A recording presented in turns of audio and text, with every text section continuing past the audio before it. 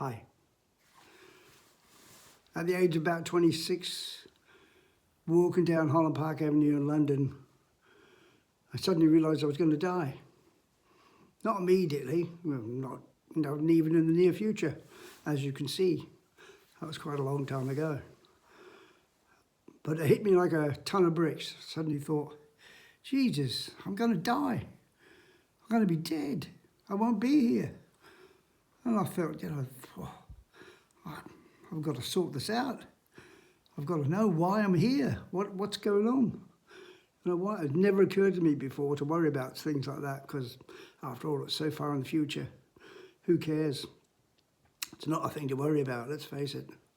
But for some reason, it struck me really hard that I needed to understand why I was alive. And later on, somebody quite wise said, what's the biggest cause of death in the world today? Not war, it's not disease, it's not murder, it's being born. Yeah, that's true, 100% fatal in all cases. So I needed to understand, well, why am I alive? What is the purpose of this life that I'm in? I'm not enjoying it, I am enjoying it. I'm enjoying my life. It's pretty good most of the time. So I started doing whatever I could find, like transcendental meditation. I did some of that. Guru Maharaj had a thing going on, and there was a place just around the corner. I was living at that time in Holland Park, in the middle of London. Had a good life.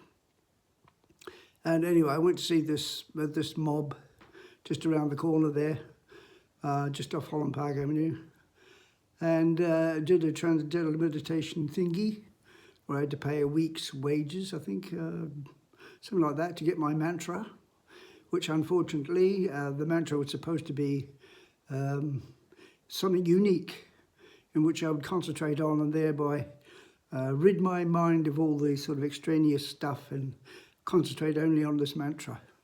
Sadly, the mantra was Rama, who is the principal Hindu god, and I knew that, so it polluted already. However, I went away with this mantra and tried doing it, trying to meditate, trying to clear my mind of all extraneous stuff. And I was sitting on a chair in my front room, meditating and letting my mind just drift. And then suddenly I was somewhere else, at the sort of corner of a room I didn't recognize. I didn't even know where it was. And I was looking down into the room to somebody with their back turned to me. A guy, I don't know who he was. I've never seen him before, didn't know anything about him, never saw him again. But then he turned around and looked up at me, and I knew that he saw me, and it scared me senseless.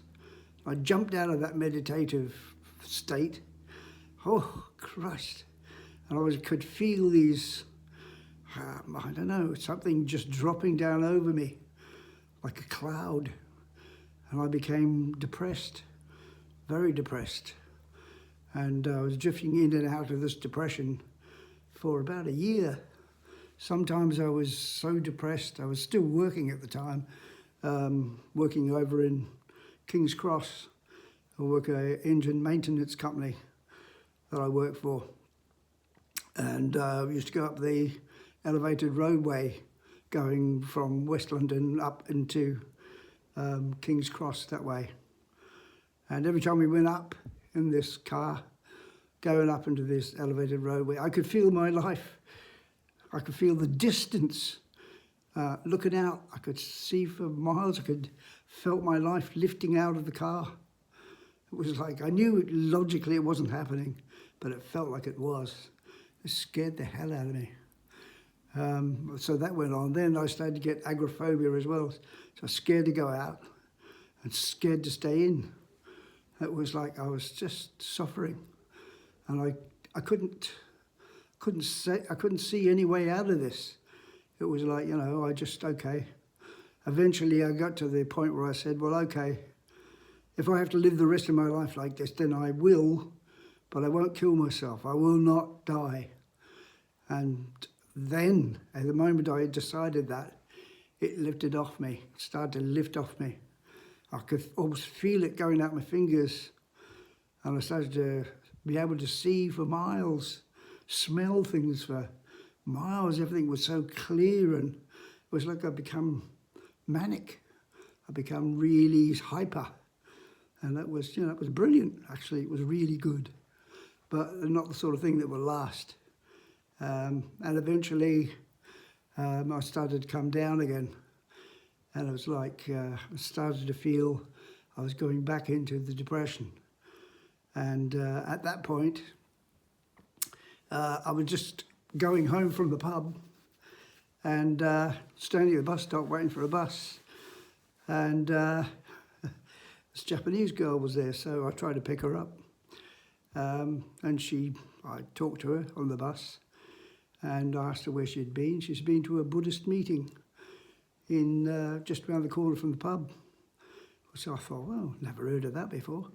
Obviously, I knew about Buddhism. I was very interested in all that. And she introduced me to this group who were just around the corner in Norland Square. And I went to the first meeting.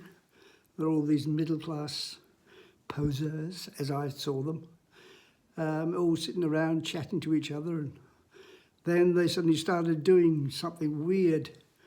And I was looking at them, there was like this little Japanese guy in front of a black box in the corner. They started chanting, Nam-myoho Renge-kyo, Nam-myoho Renge-kyo. I thought, whoa, what is this? Then they started reading from a little book. And when they finished, then they started doing the chanting. They kept chanting for quite a while and then stopped. It's quite amazing. And that's my introduction to Nichiren Buddhism.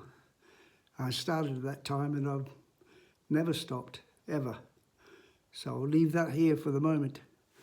See you later.